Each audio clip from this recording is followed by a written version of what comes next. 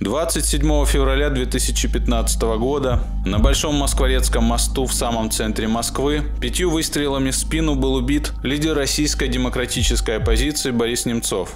Кто мог организовать это преступление? Убийство произошло в нескольких сотнях метрах от Кремля. Все территории, прилегающие к главной резиденции Путина, контролируются силами Федеральной службы охраны. Круглосуточно просматриваются камерами наблюдения, патрулируются сотрудниками Министерства внутренних дел. Совершили убийство практически на Красной площади, что невозможно сделать без сотрудничества с руководством российских спецслужб. Они не только совершили, они ушли с места. Попробуйте поднять завтра украинский флаг где-нибудь на середине Москворецкого. Да вы что, моего оператора арестовывали, там меня самого. Нет, это зона ответственности Федеральной службы охраны.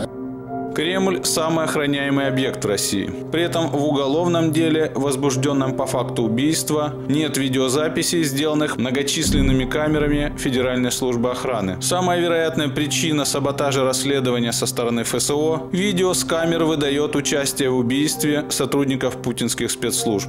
Убийство в зоне контроля ФСО, Федеральной службы охраны, на мосту, не может произойти без вовлечение этой структуры. Просто не может быть, потому что не может быть никогда. По версии следствия, подготовка к убийству Бориса Немцова и слежка за ним началась в октябре 2014 года. Федеральная служба безопасности, следившая круглосуточно за Немцовым, не могла за 4 месяца не заметить группу чеченцев. Немцов очень сильно жаловался, что его ведут, и за ним постоянно ходят оперативники физически. У них просто в должностной инструкции написано, что если они обнаруживают, что параллельно слежку ведут посторонние лица, они обязаны возбудиться, они обязаны доложить начальству. И как минимум все эти лица должны были быть проверены и установлено, кто это следит, а возможно, что они могли бы быть даже задержаны и допрошены. А чего это вы следите за Немцовым? Да? То есть вот никакого на эту тему, никакой реакции со стороны оперативников, которые ввели наружку, не было. Это значит, что на момент убийства они, скорее всего, прекрасно знали не просто, кто эти люди, а в общем-то, в принципе, каковы их намерения.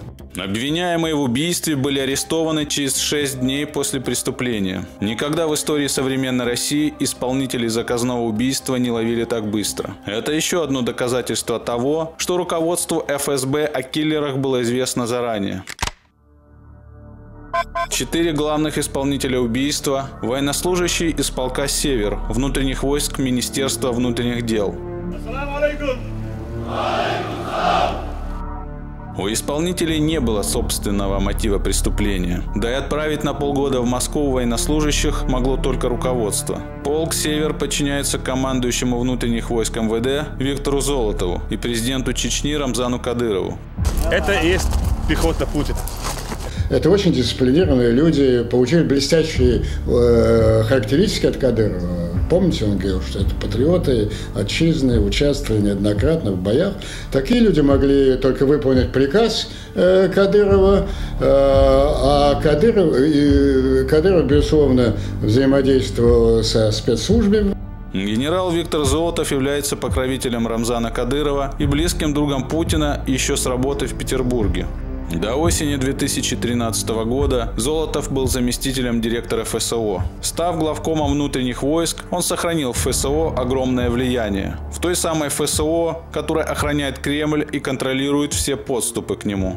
Руководит ФСО еще один на 100% путинский человек Евгений Муров. Исследователь спецслужб Пит Ирли в книге «Товарищ Джей» приводит такой рассказ заместителя директора ФСО Александра Лункина. Лункин сказал, что он был с обоими – Муровым и Золотовым в Москве. И в разговоре возникло имя Александра Волошина, главы администрации президента. Муров и Золотов открыто говорили о том, что Путин завидовал Волошину и его политическому весу. Путин, мол, хотел уволить серого кардинала, но не смог сделать этого по политическим причинам. Муров и Золотов вдруг начали обсуждать способы убийства Волошина. Одна из идей была убить его и обвинить во всем чеченских террористов. Другая – свалить его убийство на русскую мафию, якобы наказавшую его за какие-нибудь темные делишки.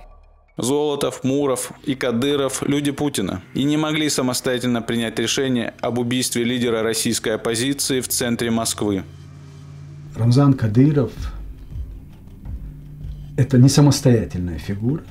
Он 100% управляется Кремлем, он 100% контролируется Кремлем. Кадыров, даже если он что-то не знает и в университетах не обучался, он прекрасно знает, что политик Борис Немцов – это юрисдикция папы. Я думаю, что для него это определяющая красная черта. Кадыров действовал строго по понятиям, и через 10 дней после убийства Бориса Немцова Путин наградил Кадырова орденом почета. Путин мой кумир. Мой кумир Путин, я его люблю. Я Путину Владимиру Владимировичу очень предан. И мы говорим на весь мир, что являемся боевой пехотой Владимира Путина. Если поступит приказ, мы на деле докажем, что так это и есть.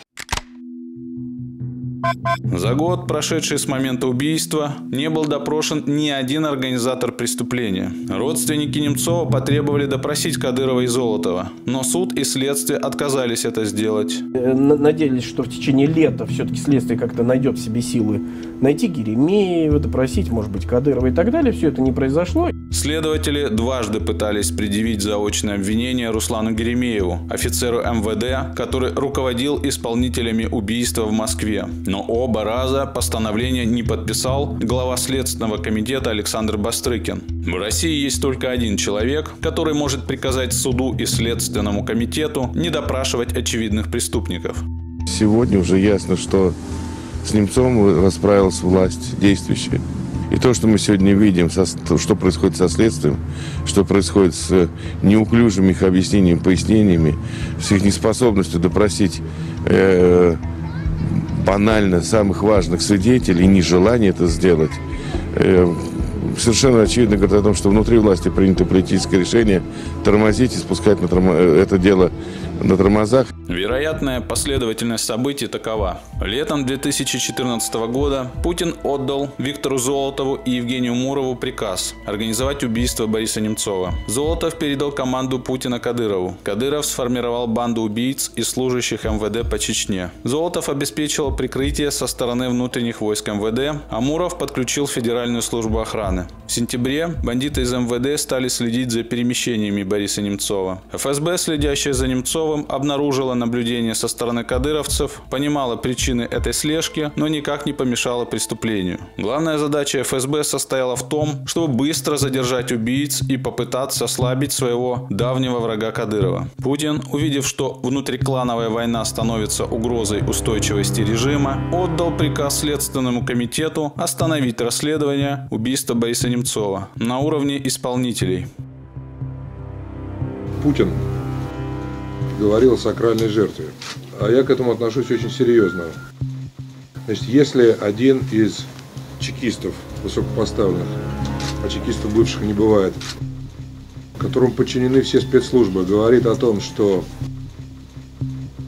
готовится покушение на одного из лидеров оппозиции, то это значит, что, во-первых, он обладает такой информацией о том, что это покушение готовится, а во-вторых, если он не предотвращает подобного рода покушения, а у него все возможности для того, чтобы его остановить, есть, то это значит, что он его и организовал.